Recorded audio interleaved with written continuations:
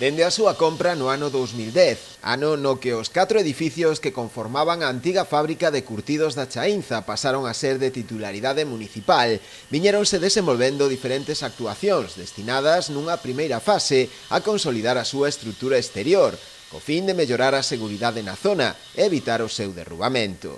Así, nos próximos meses destinaránse tamén a este fin preto duns 20.000 euros, que irán con cargo ao remanente de tesourería do pasado ano. Contemplanse a continuidade de determinadas actuacións de obras de conservación na antigua fábrica da Chaínza e que pretenden consolidar esas paredes exteriores e reforzar os muros para, digamos, a medida que se vayan completando as actuacións, pois que ese conxunto de edificios queden totalmente recuperados. Pero esta actuación non será a única. O Concello pretende desenvolver un ambicioso proxecto que permita poder ubicar ali un albergue de peregrinos, así como tamén a sede do Conservatorio Municipal e un auditorio. Sabedes tamén que temos conquerido un investimento para